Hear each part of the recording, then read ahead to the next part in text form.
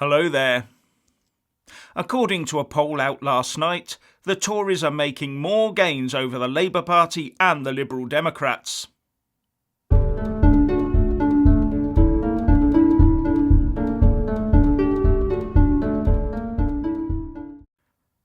In bad news for both Jeremy Corbyn and Jo Swinson, the latest Opinium poll for The Observer on Westminster voting intentions has the Conservative Party taking a 15-point lead over Labour.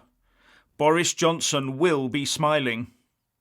As you can see from the graphic, based on the last poll, the Tories have gained 2 points and are now well out in the lead on 38%. While Labour has slipped back a point to now lie on 23%. The Lib Dems have also slipped back, but by a whopping 5% to now sit on 15%, while the Brexit Party has managed to regain 1% in lost ground to get 12%. But I'm sure Nigel Farage will not be content with that. The Greens have doubled their share and now sit on 4%.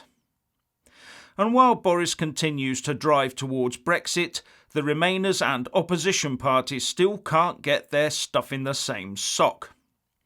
And to make that matter worse for them, Antonella Guerrera of La Repubblica reports that the Labour Shadow Chancellor John McDonnell told him that the Labour Party will never accept an interim government without Jeremy Corbyn as Prime Minister. Not even if the only way to stop a no deal was to choose someone else, with McDonnell saying to that, "No, 'cause it wouldn't work, and it won't have the support of Labour MPs." And McDonnell also said that if those MPs did not get behind Jeremy Corbyn, it will be them that the public will blame for a no-deal Brexit. So it seems that nothing can dent the Boris Johnson surge at the moment, and the opposition parties will therefore, in my view, still keep shying away from voting for a general election.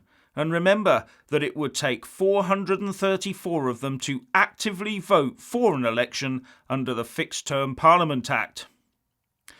But while they play their games, it is the legal machinations that have been going on in the Supreme Court in London and the Court of Sessions in Edinburgh that have given the EU the further excuse to stop all Brexit talks this weekend and tell Boris to go back to Brussels with something new by Monday.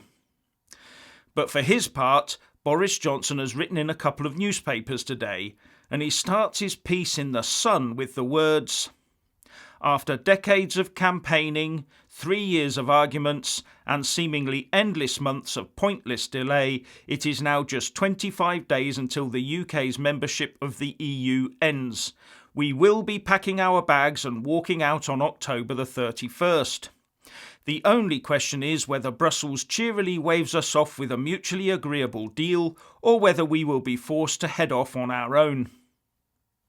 And this will have the Remainers and their lawyers seething and wondering what ace card Boris has up his sleeve that they could have possibly missed. Now, that Remainer former Tory Prime Minister David Cameron has surfaced again. Cue Brexiteer boos and hisses. But this time he's supporting Boris Johnson in his efforts to get a deal, reports Sky News. And that should get the alarm bells ringing in the heads of every Brexiteer in the country. Speaking at the Cheltenham Literature Festival, Cameron said there is a good chance that Boris would get a new Brexit deal with the EU and that he completely supports the PM's efforts to get one. "It is difficult, but I think it is far better than a no-deal outcome," said Cameron, which I don't think is a good outcome and not something I would recommend. And he went on to say, "We've had 3 years where we have not been able to resolve it, and if you can't resolve it with a deal, which is the right answer, there are only really 3 answers. You can have a deal, you can have a general election and try and change the arithmetic in the House of Commons, or you can have a second referendum and take it back to the people." Well, I, like most Brexiteers, I think, would beg to differ. We just need to leave the EU in 25 days' time with a clean break Brexit. And if Cameron is supporting this deal, then I think we should give it a very wide berth indeed. Anyway, what do you think? Please share and comment, and thank you for watching. Please do like and share this video. and also subscribe to my channel. And when subscribing, please do remember to press on the little bell next to the subscribe button. That way you'll get an alert every single time I put up a new video. And thank you very much for watching.